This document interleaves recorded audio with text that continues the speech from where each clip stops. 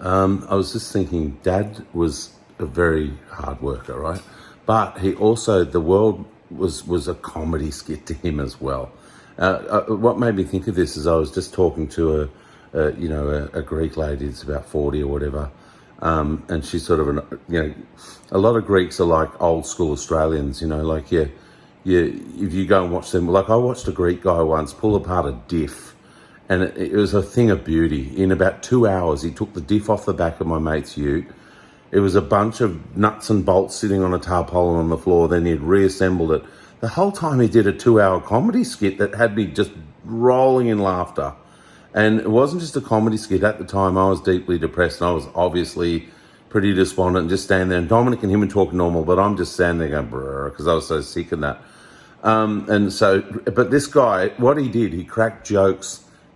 And he kept saying, "Hey, Richie," and all that. And the jokes were directed to me. Some of the jokes were about me. Some of the jokes he told and said, "I'm telling this one for Richie." And the whole goal of what he was doing there was to give me a boost as well, while he pulls apart a diff. And just incredible.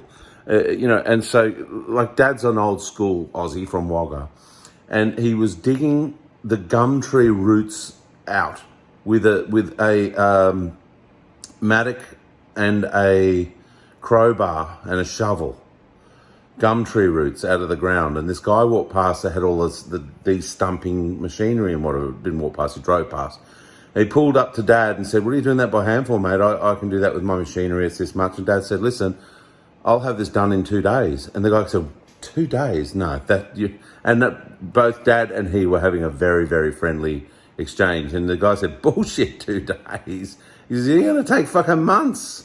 And you're going to break your back doing it," and everything like that. And Dad said, "Listen, do you drive past here?" And the guy goes, "Yeah, I live here. I drive past every day, but, and whatever." And Dad said, and the guy said, "All right, well, if I'll in a week, I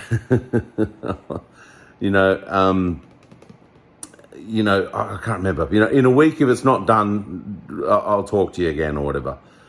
Is what the guy said to Dad. And then, like I said, Dad had de-stumped and de-rooted everything within the 2 days because he just worked full all day on it and all that. And then it was just sort of like clean dirt and that when the guy came back and he just went, "I've never seen anything like that." He said, I seriously, that's why we've got the machines and that people can't do this.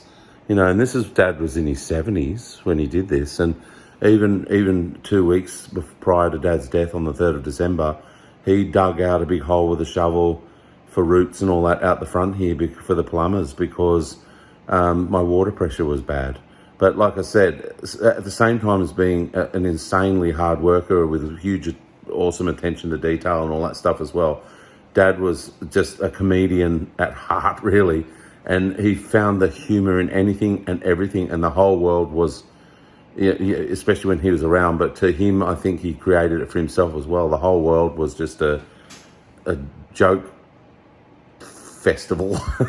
I don't know what to say. It was just a playground and a fun place and all that, and everything. Yeah, so yeah, I know I've seen that like a lot with Greek takeaway owners and that Greek mechanic that day and that Greek girl that's the nurse down there. I was very excited because I had to get my patch changed from my operation and stuff, and I was very excited that the Greek nurse was there because I knew she'd talk to me, she'd be normal, she'd be really fun, and the job would be done properly at the same time. And she'd care and she'd have huge attention to detail and all that. And it just reminds me, I was just thinking of Dad now because I thought, well, maybe what the deal is with the Greeks, they're just like the old school Aussies, and old school Aussies and Greeks are really cool to be around in workplaces.